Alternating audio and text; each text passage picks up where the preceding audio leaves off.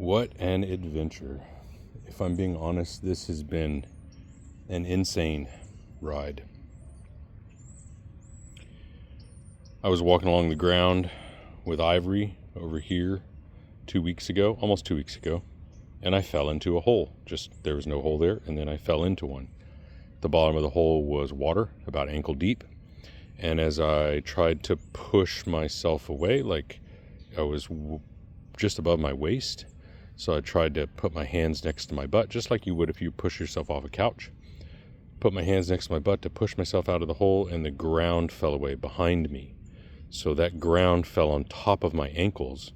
So now I have dirt on top of me, water underneath me, and I can't get out of the hole. It's pitch black at night. It kind of looks like a snake den under there. I didn't know how big it was, but I could kind of see that it went over here. I thought it was like 4 feet wide, something like that. Maybe 4 by 4. So as I'm trying to get out for like 3 to 4 seconds, the ground keeps falling away from me. And 3 to 4 seconds in that environment, it was, it's nightmare fuel, like new fear unlocked. So when I started digging, I found out that it was 14 feet wide, 14 feet long, 6 feet wide, and 3 feet deep. So there was a sidewalk here, and there was a sidewalk here. They were scheduled to be demolished, I don't know, this year or next year. It was on the list. It was not at the top of the list, but it was going to be done anyway.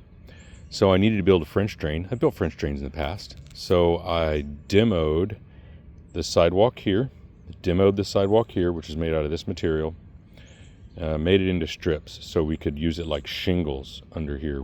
I had to hire a crew. There's no way I could do that by myself. It would have taken me a week. So I hired a crew to do the French drain. I oversaw it. And so there are about 5 to 6 layers of this broken up concrete, which is, 4 to 6 inches thick, and then 4 to 5 inches wide and like 2 feet long. Those are like shingles. And they're spaced so that the seams don't line up, the seams kind of offset. And then there's river rock filled in behind it. And then over top we have dirt. Well, the adventure started when that was done, and then we had a heavy rainfall, and the water started washing material away. All the material was washed away. You can kind of see it over there. It was all, that's dirt. That's the dirt that we bought, all that. And so the stuff on the sidewalk. And so in the middle of a thunderstorm, like lightning, thunder, pouring rain, I came out here and built a system of berms. That's what all these rocks are for. I had to build a system of berms to control the flow, or else it looked like we were going to lose all of it. And we might have actually, the way it was raining, we might have actually lost all of it. The berms worked perfectly. I put in 3 berms up here, I think, 2 berms there, and then like 3 or 4 berms down there. And they worked well enough that there were a couple of hilly spots created. There's one there you can kind of see, and one there, and then one right here. So I'm using berms and swales on down here. They're kind of gentle, but berms and swales to control the water flow until the grass gets established. I can always fill that in next year, you know what I mean? Just put some compost over top or something. But for now, I want to use berms and swales because you can't tell, but there's actually probably like a 10-degree slope there, maybe an 8-degree slope at the very bottom. It kind of goes up to that tree, and then it goes chook.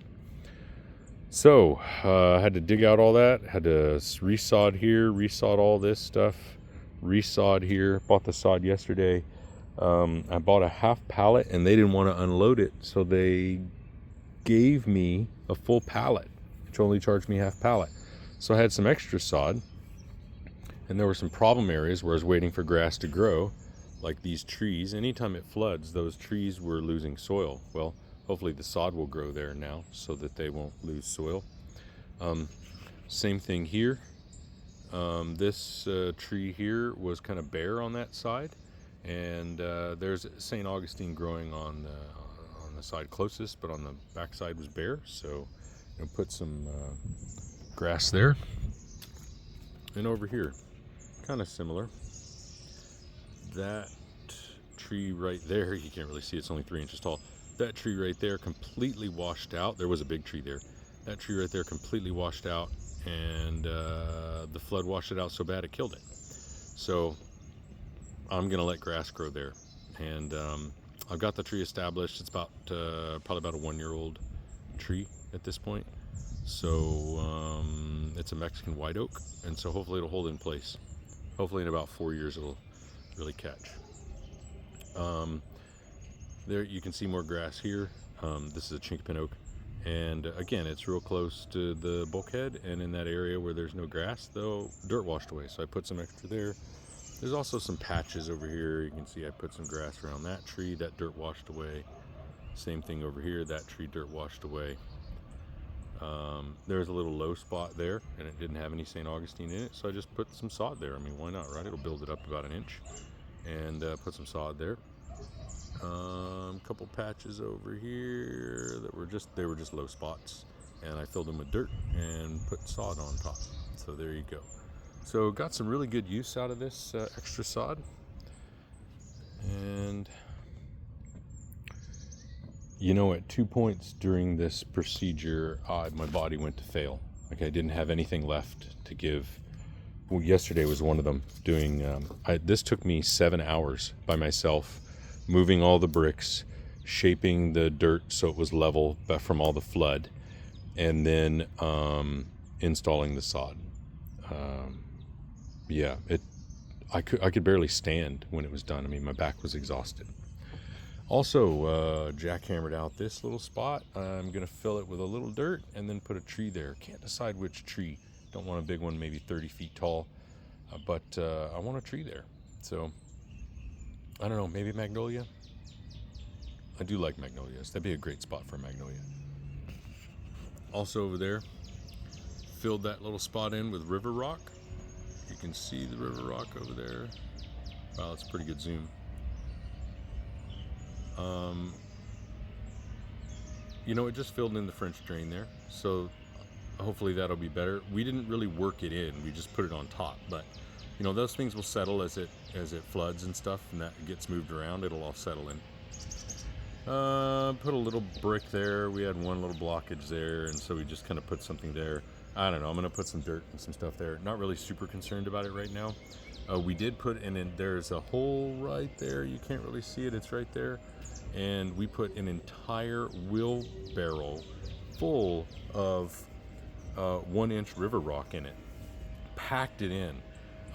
So hopefully that'll make a difference in terms of eroding away. But there's a crack there where that stone is. That's one of the concrete shingles, by the way. Those are the size of that's a small one. But those are the size of the shingles that we used for the French drain. Big coarse material. And yeah, so hopefully that'll block that hole. Overall, an incredibly back-breaking project, but an adventure for sure.